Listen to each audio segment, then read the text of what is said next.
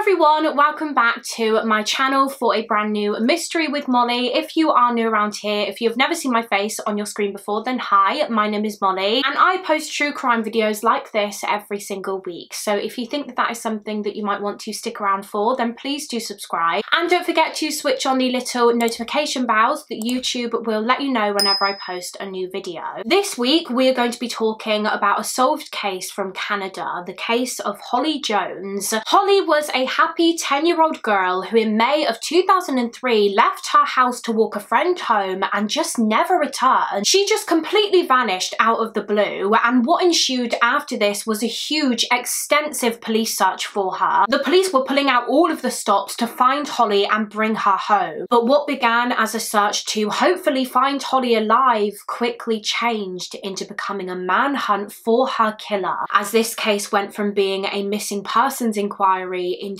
a homicide investigation. There was a child killer on the loose, a child killer who was eventually identified, oddly enough, using a can of soda. Join me as we delve into the heartbreaking story of Holly Jones. But quickly before we get into the case, please listen carefully to the following. This video is about the murder of a young girl and it involves heavy themes such as rape, sexual assault and paedophilia. Viewer discretion is advised. So for this week's case, we are going back about 21 years now to the spring of 2003 in Parkdale, which is a neighbourhood located in the city of Toronto in Canada. And this is Holly Maria Jones. She was a 10-year-old girl who lived in Toronto with her family. Holly was born on the 14th of September 1992. Her father was named George and her mother was named Maria, and Holly was one of 4 children, the youngest of 4 children. Maria Jones had actually had 3 kids from a previous marriage and their names were Shauna, Natasha and James. However, that marriage broke down, and when she met George, he became a father figure to her 3 kids. I mean, they called George dad and he treated them like they were his own. George and Maria settled down with their 3 kids in a house in Parkdale. They lived on Sterling Road and they seemed to be really happy and content there. It seemed like a lovely area to raise children. And then, as I said, in 1992, that was when Holly came along and she seemed to really just complete their family. Holly was described as being a very happy and bubbly and loving young girl. She was said to be very outgoing and caring and friendly. She was very theatrical. She loved singing and dancing and music. She took guitar lessons and her personal favourite singer was Britney Spears. She just idolised Britney Spears. And according to one source, Holly and her mum Maria would often enjoy dancing around together to the Meatloaf song For Crying Out Loud. She was also said to be very lively and athletic. She was sporty, enjoying sports like basketball and running cross country. Holly was a student at the St. Luigi Catholic School in the Junction Triangle neighbourhood of Toronto. She was in the 5th grade and she loved school. Her mum said that she would never see her daughter come home from school like sad or down. She was always just so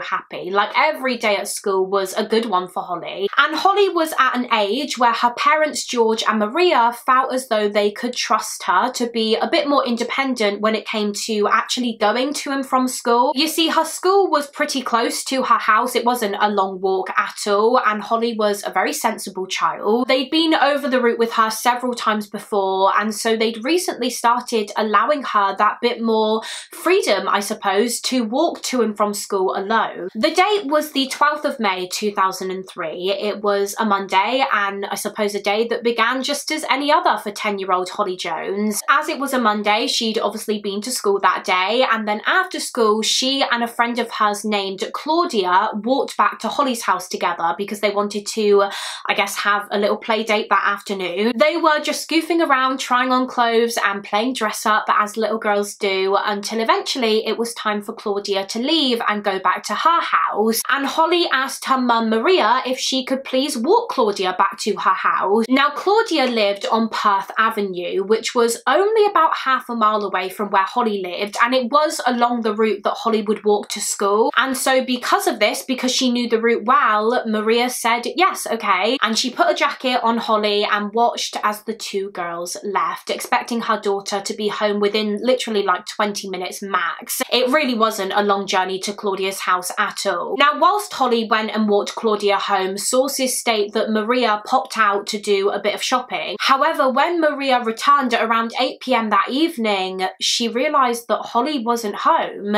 It seemed as though she hadn't returned yet from dropping Claudia back. Now, I don't think Maria began necessarily panicking right away. She was angry more than anything because she just assumed initially that Holly had decided to stay round Claudia's house for a bit. She decided to hang out there and she just hadn't contacted her mum to let her know. But then as time continued to pass, that panic did begin to set in for Maria, and with still no sign of Holly, Maria did, of course, become more and more anxious. So Maria contacted her husband, Holly's father George. She told him the situation, that Holly hadn't come home and that she was worried. And when they eventually got in touch with Claudia's parents, her mother informed them that Holly literally left as soon as she dropped Claudia off. She didn't stay and hang around. She immediately started walking back home, which obviously just made alarm bells ring even more. In that case, Holly definitely should have been home by now. There was no reason why she shouldn't have been back by 8 p.m. So then where the hell was she? What happened to 10-year-old Holly Jones along that route, which meant that she never made it back? George and Maria began contacting other friends of Holly's, asking if she was with any of them. Maria even rang the St. Luigi Catholic School, thinking that maybe for some reason Holly had gone there back to school, but she hadn't. They went out looking for her themselves, but they had no luck. And so just a couple of hours after Holly left her home, they called the Toronto Police Department and reported their daughter as missing. Of course, because Holly was just 10 years old, she was a child, the police jumped into action straight away and the search for Holly immediately began. However, they didn't find anything that night. There seemed to be absolutely no trace of Holly. And so the following morning, an Amber Alert was issued as it was feared that Holly may have been abducted. It soon became clear to the police that none of Holly's family members were involved in her disappearance. They were all quickly ruled out as suspects. And again, just the morning following her disappearance, the search efforts for her increased and intensified. Several more police officers were enlisted to join the search. And as you can imagine, news of Holly's case spread fast. It wasn't long before it was all over the news. And that same day, the day after she vanished, her family appealed to the public for information. Her distraught mother, Maria, appeared on the news, and she even appealed directly to her daughter's kidnapper if she had been kidnapped, literally begging them to let Holly go. I have a quote here from Maria's TV appeal. She said, "Holly, honey, our hearts are out here for you. Baby, if you can hear me, you know how much we love you. I feel you inside of me and I'm trying to find you. I'm doing everything. Everybody is working very hard, and whoever has her, I beg you with all of my heart that you keep her and bring her home to her mother and father. You keep her safe. I beg you, she hasn't ever hurt anyone in her life. She is a happy girl. I beg you not to hurt her. Bring her home to us." Tragically, as it would turn out, Maria's pleas would be in vain, because shortly after this, that same morning, in fact, the morning of the 13th of May 2003, the police received the news that they had been dreading.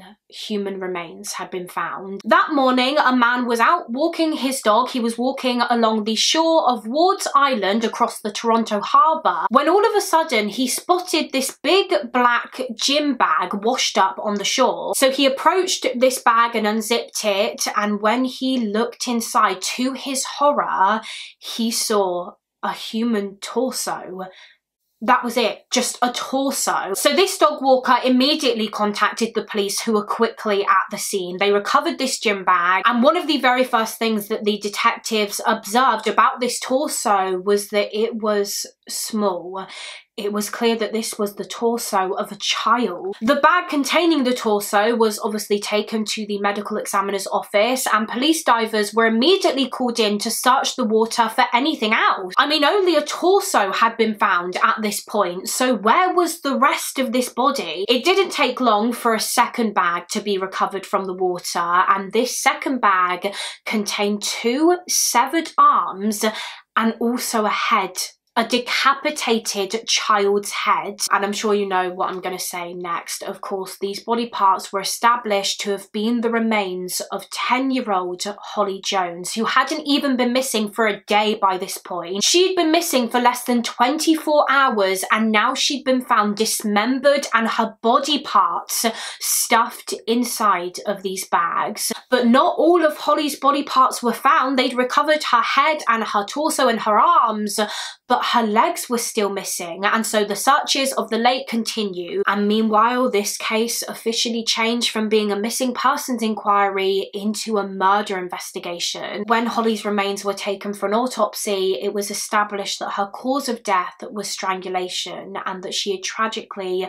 been the victim of a sexual assault too. Holly's family were quickly informed of the distressing news that her body had been found, and following this, the police announced to the public that this was now a homicide that they were dealing with, which of course just shocked the entire community. This was an area that once felt so safe and friendly, and now they were being informed that a child killer was on the loose. It terrified everyone. Other children were terrified. Parents were scared to let their kids out of their sight for even a second in case they could have been next. This intense, overwhelming fear just completely gripped all of the residents, but equally the whole community really just rallied around the Jones family and did everything that they could to support them and help them during this horrendous period of their lives. Now, one of the very first lines of inquiry that the police decided to pursue in this case was door-to-door inquiries in the neighbourhood, because we know that somewhere along Holly's route home from Claudia's house, somewhere along that only half-a-mile journey, she was abducted by whoever killed her. So that was obviously the first place that the police were going to start. They were going to go to every single house along this route and look into every single resident, which was about 2,000 in total. 2,000 people lived along this route, so a lot of people for the police to investigate. Of course, in particular, the police were taking a very close look at the male residents, and they were asking each of them if they would be willing to give over a voluntary DNA sample, because the hope at this point was that scientists would be able to recover traces of the murderer's DNA either on the bags that contained Holly's body parts or on Holly herself. And luckily they did. Fingernail clippings were taken from Holly's hands during her autopsy, and underneath her fingernails, eventually scientists discovered male DNA. Skin cells from a man were recovered from where Holly had very clearly tried to fight off her attacker and scratch at them. In doing so, she was able to trap their DNA underneath her nails. And as well as that, as well as asking for DNA swabs during the door-to-door inquiries, the police were also remembering to keep an eye out for green-coloured bath towels or bath mats at each address, because you see, something that had been recovered from the bags containing Holly's remains were these little green fibres, which experts believed had come from either a green bath mat or a green towel. And also recovered from one of these bags was some cleaning cloths and the head of a mop. So clearly, after dismembering Holly's body, these had been used by the killer to clean up the scene. So yeah, that was first up on the agenda. They were on the lookout for these green bath mats, and they were also focusing on collecting DNA from all of the male residents, the majority of which were more than willing to cooperate. They happily gave over their DNA because, of course, they wanted to help the police solve this case for the Jones family as quickly as they could. But there were a couple of men who lived along this route that weren't so cooperative, that just outright refused to give their DNA, which obviously instantly raised the detectives' suspicions and raised them to the very top of the suspect list. In fact, one of the men that refused to give their DNA, the police discovered, was actually a sex offender. And so this individual immediately piqued the police's interest, but not just because of that, not just because of the fact that he refused to give DNA and because he was a sex offender, but also because when the police went to his house to ask him for a DNA sample, they immediately noticed a very strong smell of bleach coming from inside of his home, as if he'd very recently meticulously cleaned his entire home. So he was one person that really became of interest to the police. Another was a wood shop owner who lived nearby, not far from Hollie's address, and he made alarm bells ring because, again, just like the sex offender, he too refused to give his DNA, and also simply because of the fact that he owned a wood shop. And what would you expect to find in a wood shop? A load of tools, power tools, the kind of tools that someone could have used to dismember a body. And also, in addition to that, inside of his workshop, he had a green carpet.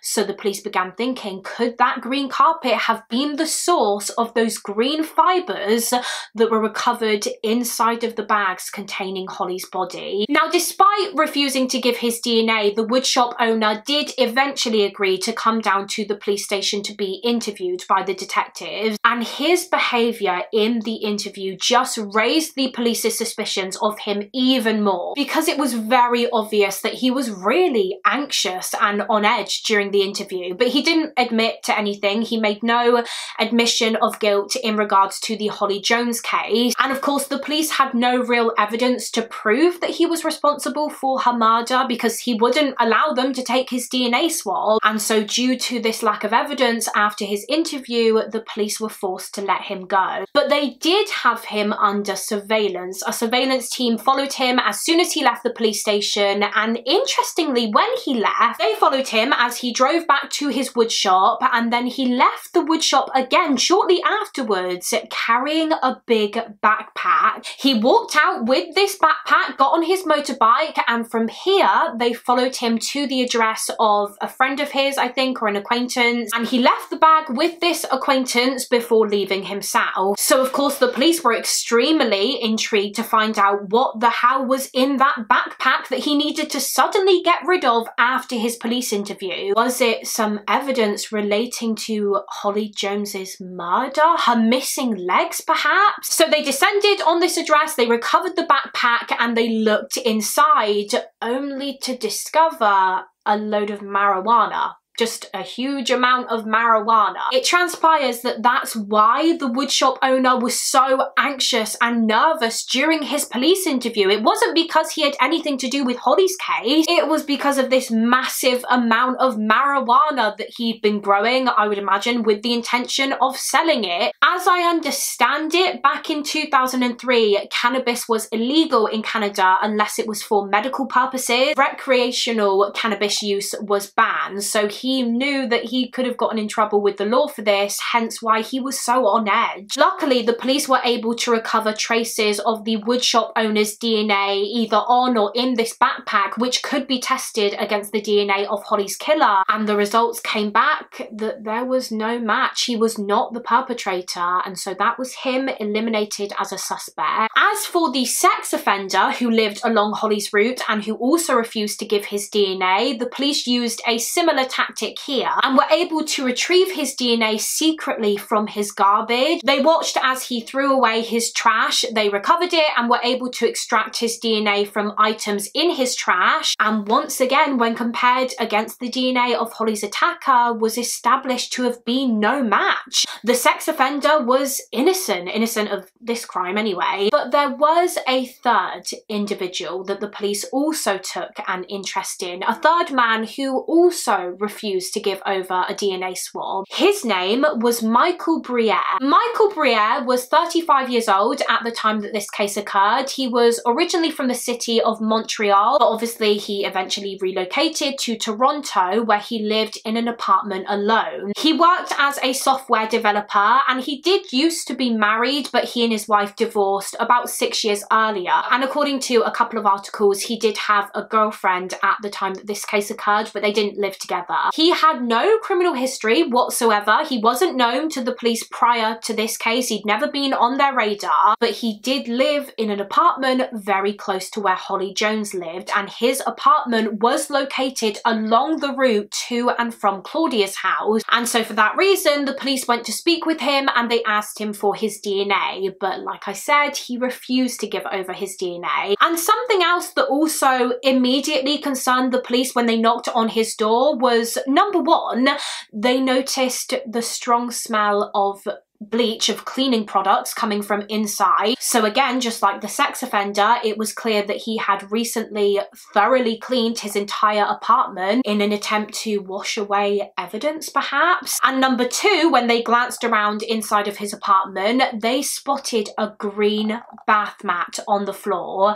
And as we know, scientists believe that the green fibers found inside of the bags containing Hollie's remains had come from some kind of green bath mat or green towel, and Michael Briere had a green bath mat, so he quickly became a very viable suspect for the police. And he was asked by the detectives where he was on the evening that Hollie Jones was abducted, and he said that he was just at home in his apartment on his own. So, you know, not a great alibi. There is no one that can confirm that. So Michael Briere was also put under surveillance. The police were hoping that, just like with the sex offender, the surveillance team would spot him discarding of something that may have had his DNA on, like a cup or a napkin, but they didn't. He was very careful not to dispose of anything like that, it seemed. And so eventually the detectives just went to go and speak with Michael Briere again. They went to his apartment, asked if they could come inside to speak with him. And as soon as they walked inside, one of the very first things that they noticed was that it was incredibly dark in there. He would keep all of his windows shut, all of his curtains shut. Even in the middle of the day, he wouldn't let any light in. And the second thing that they noticed was that he had this shelf or this mantelpiece, I think in his living room,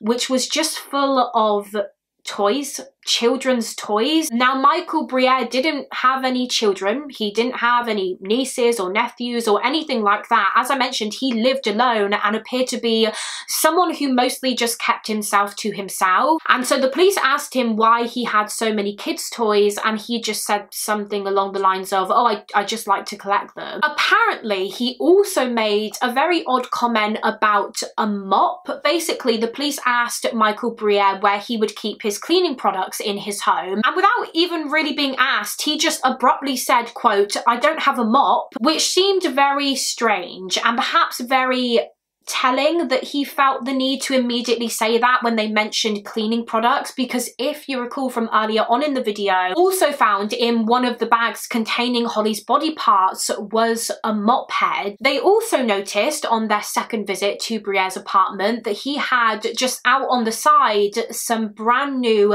beige coloured bath mats and shower curtains, as if he had very recently thrown away his old ones. So as the detectives were kind of taking a mental note of all of these things as they continued observing his apartment, they also once again decided to ask him if he would please give over a voluntary sample of his DNA so that he could be eliminated as a suspect in the case of Hollie Jones. But once again, he refused. He said no. And actually, he started to become quite agitated and angry with the detectives when they began asking him again. He started raising his voice. He started like clenching his fists. He became so aggressive that the detectives genuinely thought that he was going to try and punch one of them. Eventually, this anger kind of subsided. The police were able to calm Briere down, and whilst he still refused to give DNA, what he did agree to was coming down to the police station to speak with the police further. He agreed to come in for an interview, and this interview took place just over a month after Hollie was killed. During his interview, the police began asking Michael some questions about his apartment. Like, for example, they asked him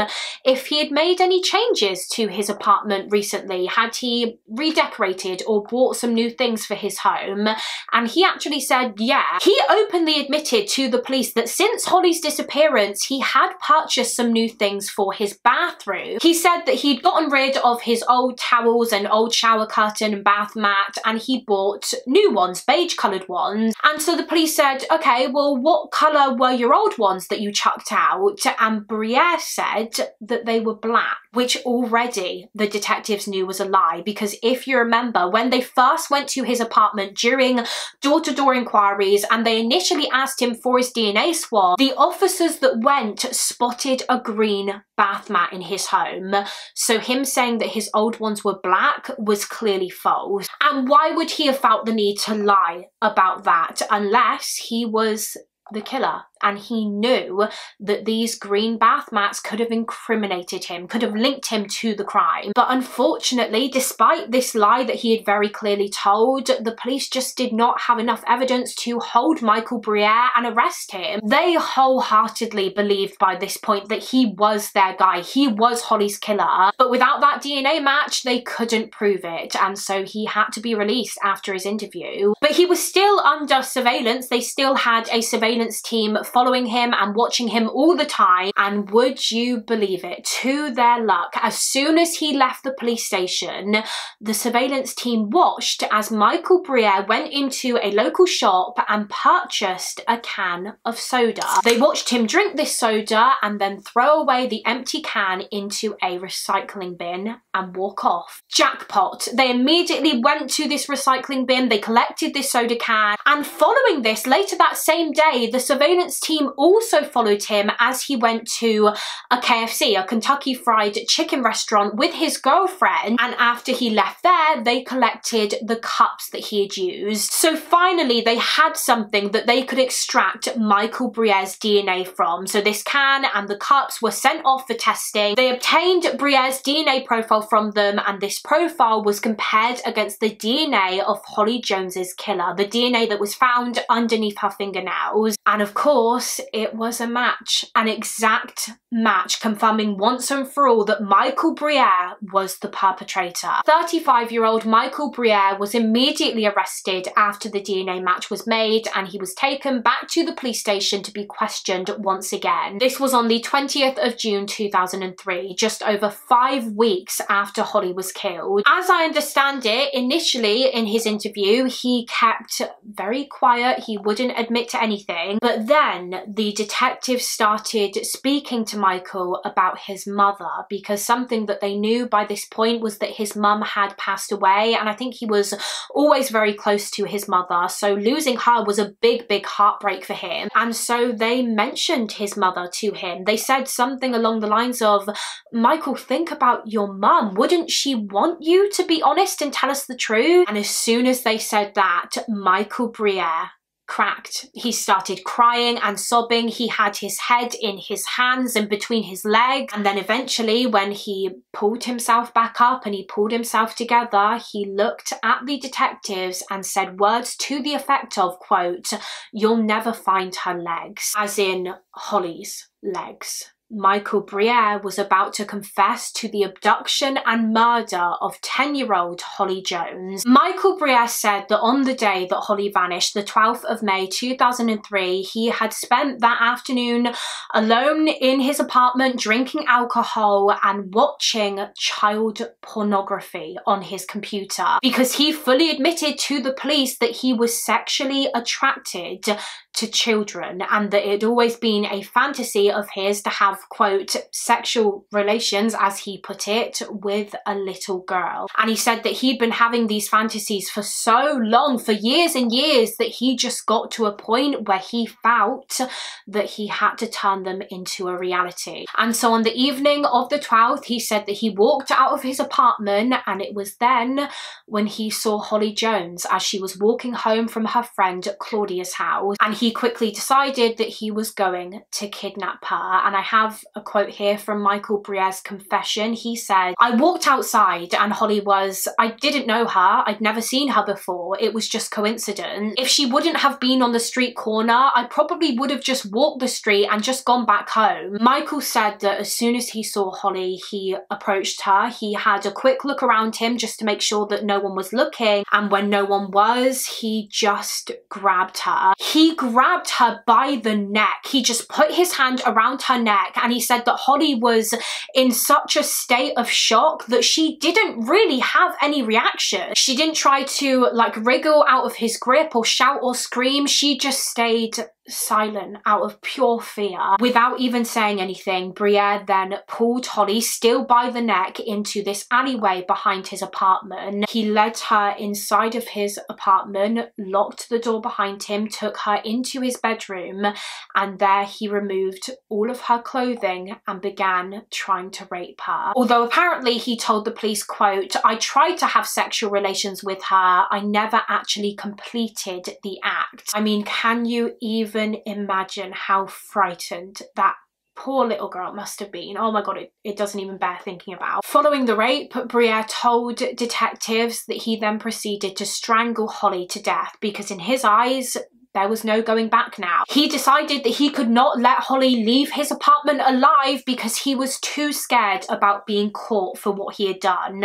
And so he killed her and he made plans to get rid of her body. Just as a quick side note to confirm, when a forensics team was sent in to search Briere's address, traces of Holly's DNA were discovered on the mattress in his bedroom, as well as in several other locations in his apartment, such as on his sofa, in his kitchen, in his living room, and even in his refrigerator. Now, I did come across one article which stated that after strangling her, Briere apparently put Holly's body into his refrigerator whilst he figured out what he was going to do next. However, shortly after this, he started hearing this banging noise coming from inside of his fridge, and when he opened it, he realized that Holly wasn't dead. She was still alive in there. He'd only strangled her to unconsciousness, and so he pulled her back out and began strangling her again. She tried to put up a fight and began scratching at him with her nails, and Briere was even able to show the police this scar that he had on his arm, which he said had been caused by Holly, where she'd scratched at him and drew blood during the struggle. But I mean, she was a 10-year-old little girl. She had no chance against this big adult man. So he proceeded to strangle her to death, and then he decided that he was going to dismember her body. I do just want to quickly reiterate though that I did read that about her still being alive when she was first put in the fridge on just one source, so take that information with a pinch of salt. Briere said that he dismembered Holly's body inside of his apartment that same evening using a small handsaw. He bundled her head and her arms into one sports bag, he put her torso into another bag, and he said that I think in 2 separate trips he got on the subway with each bag intent on taking them to the Toronto harbour and throwing them into the water. Although he actually said that during one of these trips he really started panicking because whilst he was on the subway he noticed that one of the bags was leaking blood, and yeah, he just went into full-on panic mode. He immediately got off the subway and he was so scared that in that moment people were going to realise what he was hiding in that bag and that he would be caught. But of course he wasn't. So he took the bags to the harbour, and apparently according to a couple of articles he actually used some weights to hold the bags down in the water so that they would hopefully never be found, and these weights were later recovered when Holly's body parts were discovered on the shore. Clearly that plan hadn't worked, the weights hadn't held them down. As for her legs, Briere told the police that because of what happened on the subway with one of the bags, you know, them leaking blood, he was just too scared to make another trip with the legs in case that happened again. And so instead he kept Holly's legs in his fridge for a little while, I think a couple of days. He cut them into smaller pieces, and then on garbage day he put them out with the trash and they were taken away by the garbage trucks to the landfill. Hence why he said that the police would never find them, and I don't believe they ever did. To my knowledge, Holly's legs were never recovered. Her family had to have her funeral and lay her to rest without even getting all of her body parts back, which is horrible. The year following Holly's death, in June of 2004, before, Michael Briere pleaded guilty to the first-degree murder of Holly Jones. There wasn't going to be a trial because he had admitted to what he had done, and so he just had to be sentenced. And during his sentencing, Michael Briere actually addressed the courtroom and essentially admitted that he was a monster and that he knew he deserved everything that was coming to him. He said, quote, "The crime I am guilty of is simply the worst kind of crime a person can commit. What I did was absolutely wrong. It was done out of selfishness. It was the act of a coward. I accept the sentence which you are about to give me. No one who has stood in front of you has been more deserving of a sentence. I stand by my words when I told the police, a man who commits these crimes, you put away. You put away for good. I take no pride in what I have done. The truth is, I am ashamed beyond belief. I regret everything. I am really sorry. I really wish I could undo everything.